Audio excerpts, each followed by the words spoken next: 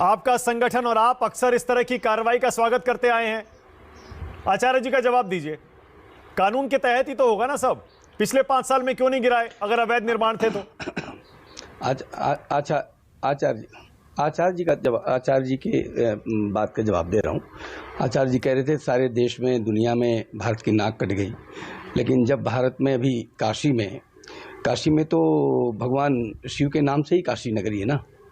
वहाँ तो मंदिर भी ये कोई जो बना हुआ था जिस पर चर्चा हो रही थी कोई 400 साल पुराना तो नहीं, उससे बहुत पहले से मंदिर है। वहाँ शिव है, शिवलिंग मिला है, वीडियो मिला है, और उसको सीधे शिवलिंग को फवारा कह करके एक तरीके से अपमानित किया जा रहा था। उसको मैं समझता हूँ गाली दी जा रही थी। तब दुनिया भर में देश का बड़ा नाम हो गया।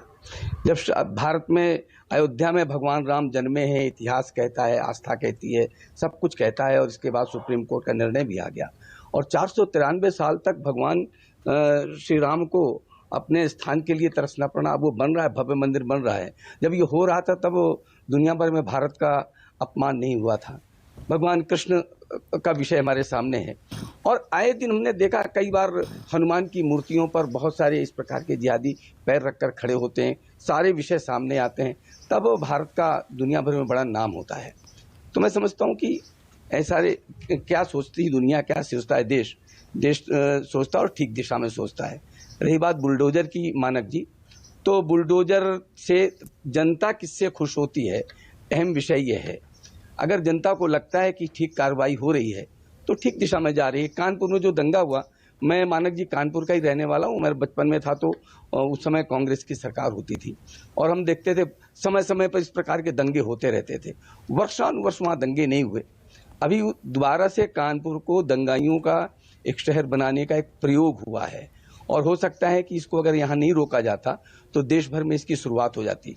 मैं कहता हूँ, बहुत धन्यवाद करता हूँ उत्तर प्रदेश के प्रशासन का, जिन्होंने बड़ी त्वरित कार्रवाई की और उसको रोका, और देश भर में इस प्रकार की कार्रवाई न हो, इस प्रकार के दंगे न भड़कें, इसके लिए उन्होंने एक वहाँ रोक लगाई है।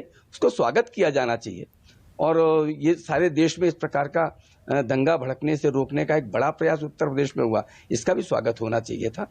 लेकिन चलो, विपक्ष को अपना काम कहना होता है और वो कह रहे हैं, लेकिन मैं बस इतना ही कहना चाहता हूँ, कानपुर में जो हुआ और जिस कारण से हुआ उसका औचित्य कितना उचित है, ये मानक जी सोचने का विषय है। तो बोल दीजिए। एक सेकंड, तिवारी जी बोल दीजिए, फिर जिस वजह से हुआ उस पर भी बोल दीजिए।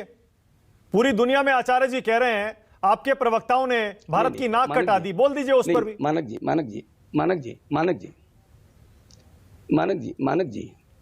जी, ये अब बोलने की आवश्यकता है क्या कोई है? अब कोई आवश्यकता है क्या? जब वो कह रहे हैं दुनिया भर में नाक कट गई है, तो आपको नहीं पता क्या?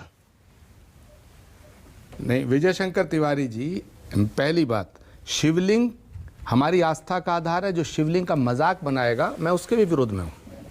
मैंने ये विरोध किया है, सार्वजनिक रूप से किया है। पूरे नेशनल मीडिया में ये बात आई कि जो शिवलिंग का अपमान करेगा, शिवलिंग का मैं ये कह रहा था, पहले अब आपकी बात मैंने सुनी, मेरी बात सुनिए। कह रहा था तब मेरी बात, विजय शंकर जी, मैंने आपकी बात सुनी, कोई झगड़ा नहीं है। अरे सुनो ना, मेरा जवाब सुन लो माय डियर आदरणीय विजय शंकर जी।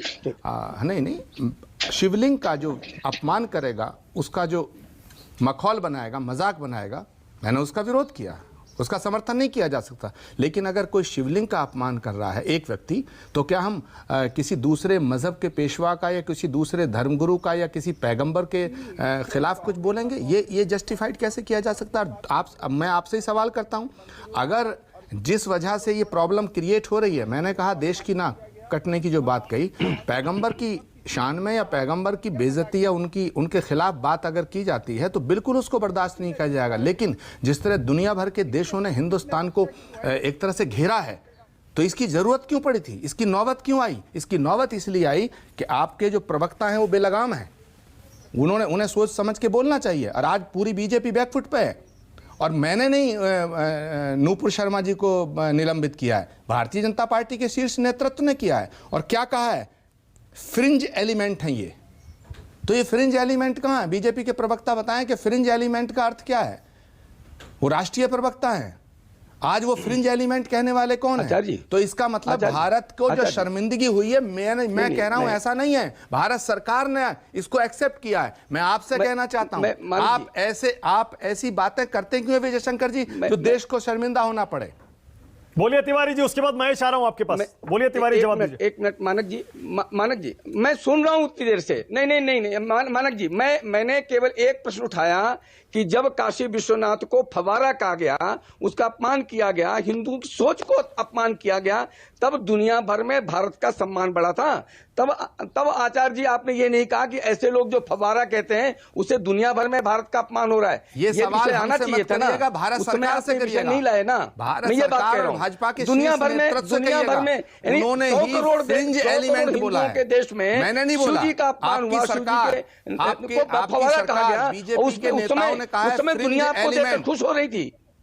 मैंने नहीं बोला ये फ्रिंज एलिमेंट, उन्होंने बोला। मैं आचार्य कह रहा हूं, जब शिवलिंग को फव्वारा कहा गया तब दुनिया भर में सम्मान बढ़ा था। 100 करोड़ के हिंदुओं के आस्था के केंद्र शिव को फव्वारा कहा गया, तब दुनिया भर में भारत का सम्मान बढ़ गया। उस पर हमने क्यों नहीं कहा कि दुनिया भर में हिंदुओं का अपमान हो रहा है, भारत का अपमान हो रहा है? ये विषय क्यों नहीं कह रहे हम? मैं ये कह रहा हूं, भारत सरकार को परेशानी पैदा हुई जिस बयान से, उस पर बयान भारत सरकार का है, मैं समझ गया। मंत्री का